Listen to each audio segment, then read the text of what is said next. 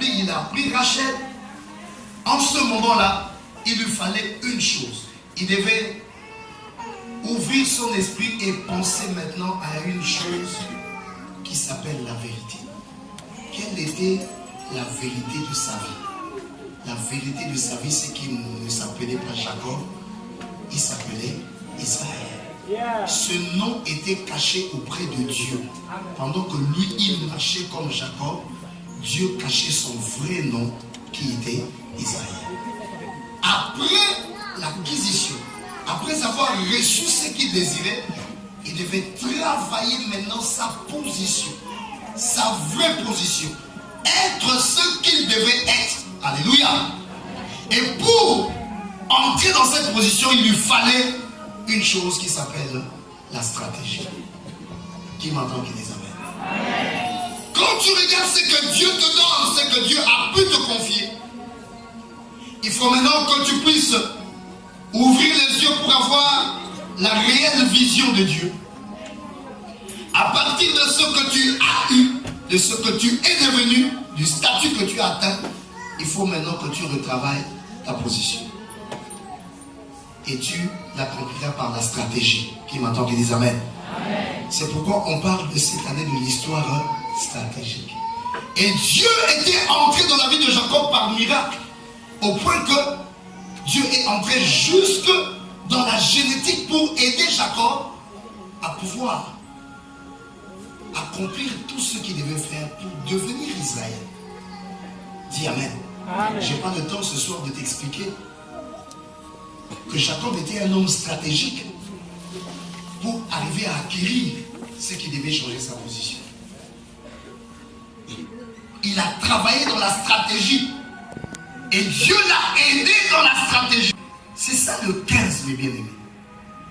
Parce que entre le 14 et le 16, c'est un déplacement du 7 vers le 8. Alléluia. Le 14 étant 7 fois 2, le 16 étant 8 fois 2. Et le 8 est le symbole et le nombre de l'alliance. Le 7 est le nombre de la perfection. Quand on a reçu, on reçoit pour entrer dans l'alliance. L'alliance est un positionnement. Mais entre les deux, il y a le 7 plus 8 qui est égal à 15. Et le 15, c'est le chemin qui te déplace de l'acquisition au positionnement.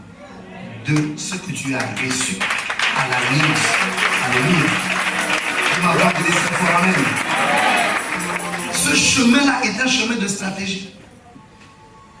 La Bible nous parle dans Apocalypse 5. Je t'enseigne pas aujourd'hui. Dans Apocalypse chapitre 5, la Bible nous parle de l'agneau. Alléluia.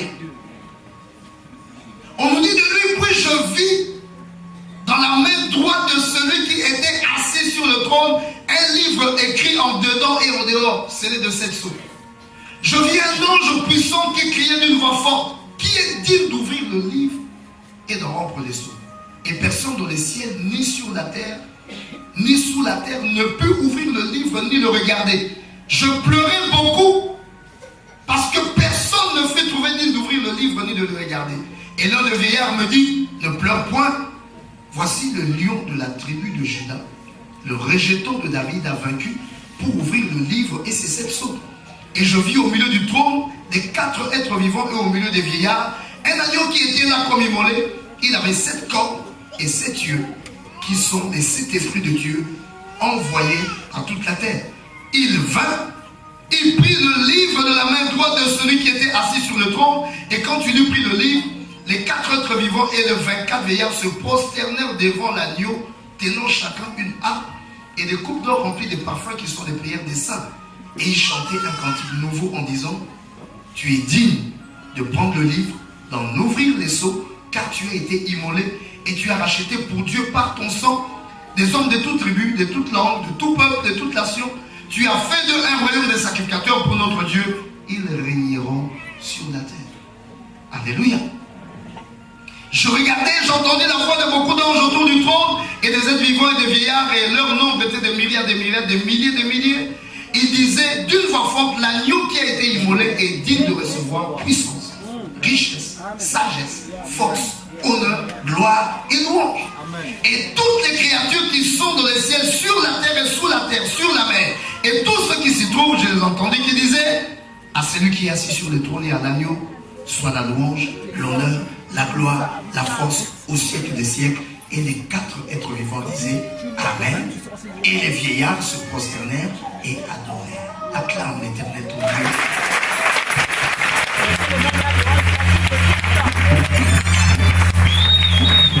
Je te donne juste quelques mots, parce que j'ai beaucoup de choses à dire sur 2015. Et je parlerai de 17 à la dédicace. Là, je parlerai sur 2015. Alléluia. Je t'expliquerai les 10 degrés que l'Éternel a reculés pour donner 15 années à Ézéchias. Alléluia. Il y a beaucoup de mystères dans le 15. Et nous travaillerons cette année avec la bannière de l'agneau. Parce que quand j'en pleure pourquoi? J'en pleure à cause de la position. J'en pleure parce que c'est qu'il voit dans le livre de la vérité, qui annonçait la position de chacun, qui annonçait l'alliance de chacun avec Dieu. Mais entre cette position et ce que les hommes étaient, il y avait un fossé. Et c'est pourquoi j'en pleure. Alléluia. Nous pleurons parce que nous ne sommes pas encore ce que Dieu veut que nous soyons. Mais Dieu nous a accordé des grâces, des forces. Nous avons eu des acquisitions. Il dit, va avec la force que tu as. Il veut que nous travaillions cette année 2015. L'année 2015, on ne fait pas les choses pour la vanité. On ne fait pas les choses pour rien. Tout ce que tu fais, tu dois savoir, ça change ma position en quoi? Alléluia. Qui m'entend qui dise Amen? Encore plus fort, Amen. Et là, j'en pleurais parce que ce qui était annoncé dans le livre ne correspondait pas à ce que lui il était, à ce que les hommes étaient. Et pendant qu'il pleurait, on vient lui dire où était la victoire. La Bible dit, l'un des vieillards me dit, ne pleure point. Voici le lion de la tribu de Juda, le rejeton de David a vaincu. C'est très stratégique. La première chose qui était ici, dans la stratégie, c'est la race. Dis avec moi la race. Encore plus fort la race. On monte une stratégie par rapport à ce que l'on est d'abord. Ce qu'on a à l'intérieur de son être. Et nous sommes de la race des dieux. Alléluia. Celui qui devait changer les positions, il ne le faisait pas parce qu'il voulait le faire. Il était d'abord de la race de ceux-là qui gagnent les combats. Qui il était? Il était le lion de la tribu de Juda. Qui il était? Il était le rejeton de David. Il avait une prophétie. Là où tu es assis, mon frère, ma soeur, nous ne négocions pas des choses en l'air. Nous négocions quelque chose qui est une prophétie de ta vie. Tu es de la race des chefs. Tu es de la race des riches. Tu es de la race des grands. Même si tu ne l'es pas encore, mais avec ce que tu as, stratégiquement, tu le deviendras. Acclame l'Éternel, ce que m'entend aujourd'hui. Je vais entendre quelqu'un acclamer l'Éternel. Nous ne te poussons pas faire quelque chose que Dieu n'a pas écrit. Et nous te poussons faire ce qui a été écrit, qui est la vérité de ta vie. Et cette vérité-là s'accomplira. Qui croit à ça qui dit Amen? Qui croit à ça qui dit Amen? Qui croit à ça qui dit Amen? L'un de vieillards lui dit, le lion de la tribu de Juda, le rejeton de David, c'était quoi? La race. Je n'ai pas de temps d'enseigner. Et la Bible nous dit, il faut regarder le contour, ce qui t'entoure. Regardez. L'un des vieillards me dit, ne pleure point. Voici le lion de la tribu de Juda, le rejeton de David a vaincu. Pour ouvrir le livre et les 7 choses, c'est-à-dire pour nous amener à l'accomplissement du statut qui est écrit là. Pour nous amener à la réalisation de la vérité. Il avait la race pour le faire. Et je vis au milieu du trône des 4 êtres vivants et au milieu des vieillards. Un agneau. Alléluia. Il y avait d'abord un entourage. Dans cet entourage-là, il y avait 4 êtres vivants et il y avait 24 vieillards. Les êtres vivants, ce sont des êtres qui sont chargés pour amener la vie sur la terre. Ils possèdent l'action. Et donc, dans l'histoire stratégique, toute action que tu dois mener doit être une action stratégique. Dis avec moi, action stratégique. Dis encore plus fort, action stratégique. Dis plus fort encore, action stratégique. L'action stratégique, c'est une action qui poursuit une vision. C'est une action qui poursuit un plan. Amen. Et là où nous sommes, mes bien-aimés, nous ne sommes pas dans les guerres du monde. Nous ne sommes pas dans les choses pour lesquelles le monde se bat. Des fois, nous entrons dans des confusions parce que nous nous retrouvons parmi les parents et nous courons de la même manière et nous sommes en train de négocier. Eux, ils savent pourquoi ils courent. Alléluia. Il y en a qui ne savent pas aussi pourquoi ils courent. On les fait courir. Nous devons savoir pourquoi nous courons et vers quoi nous courons. Notre combat est un combat du royaume. Notre règne est un règne du royaume. Notre statut est négocié par le royaume. Nous avons une prophétie. Nos actions, c'est par rapport à notre prophétie. Tout ce que nous ferons, ça sera stratégique. Le monde ne comprendra pas. Parce qu'il faudra nous confondre dans ces guerres pendant que nous menons nos guerres à nous. Je vais avoir quelqu'un qui appelle l'éternel aujourd'hui.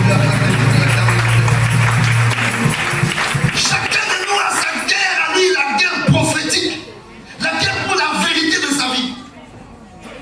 Nous allons nous retrouver sur les mêmes rues, nous serons sur les mêmes avenues, peut-être les mêmes postes, peut-être dans les mêmes services, mais chacun sait ce qu'il est en train de vivre. Et toi, tu dois savoir que tu es un fils du royaume. Ta vision est une vision du royaume. Les choses que tu dois accomplir, ce sont les choses du royaume. Tu dois savoir que ta race, elle est différente. Alléluia. Ne te mêle pas dans les guerres des hommes. La Bible dit, ne vous mettez pas dans un joug étranger. On est ensemble, mais on n'est pas ensemble. Il y en a qui sont des terrestres, d'autres sont des célestes. Nous tous, nous marchons sur la terre. Les terrestres sont en train de courir, nous aussi nous courons. Nous nous ressemblons, mais nous ne sommes pas les mêmes. Moi, je sais ce que je vise. Alléluia. Acclame très fort l'éternel. Une action stratégique parce que tu as défini ta race et tu sais vers quoi tu pars. Et les 4 êtres vivants, c'était ça leur mission. Tout ce qui doit t'entourer doit être stratégique. Tout ce que tu dois faire doit être stratégique. Et il y avait 24 vieillards. 24 vieillards, le symbole d'une intelligence stratégique. Dis avec moi, intelligence stratégique. Dis encore plus fort, intelligence stratégique. Il y a l'intelligence, mais il y a l'intelligence stratégique. Dans l'intelligence stratégique, on change l'intelligence en une autre intelligence. Dans l'intelligence stratégique, on commence d'abord par comprendre qu'est-ce qu'on doit faire. On comprend aussi qu'est-ce qu'on peut faire. On comprend aussi comment on doit le faire. Et on peut même faire quelque chose en faisant quoi qu'on ne le fait pas. Yeah. Alléluia. Dans l'intelligence stratégique, on peut vouloir un oui, mais on dit non. Parce que c'est le non qui va déclencher le oui. Qui m'entend des amens? Qui m'entend des amens? C'est cette intelligence-là, mes bien-aimés, que Jésus-Christ a utilisée en se laissant mourir pour obtenir la vie. Hein? L'agneau se laissait mourir pour gagner la vie. C'est ce que la Bible nous explique en disant, cette sagesse de Dieu-là, elle est mystérieuse, elle est cachée. Cette année, si on comprend la manière dont tu marches, c'est ton affaire, tu seras fusillé. Personne ne doit comprendre pourquoi tu as fait ça. Tu seras bien quand les gens croiront que tu fais ça pour ça, alors que toi tu fais ça pour autre chose. Ils te combattront à gauche, alors que toi ton chemin est à droite. Alléluia. Je vais entendre quelqu'un dire amen. Quand on a attaqué Jésus, on croyait que Jésus faisait des caprices là-bas, c'était pour la vie. On dit on va la battre, on va les tuer, on verra leur effet à la bouche. Or lui-même, il les poussait même à les tuer. Et il croyait que la mort était sa fin, lui il savait que la mort était son commencement. Alléluia. Il avait eu des opportunités pour se faire sauver, pour quitter cette condamnation, mais il s'est laissé condamner. L'intelligence stratégique. C'est ton voisin, intelligence stratégique. Fais-le ça dans sa tête, fais-le ça, intelligence stratégique. Il dit, cette année, il te faut une intelligence stratégique.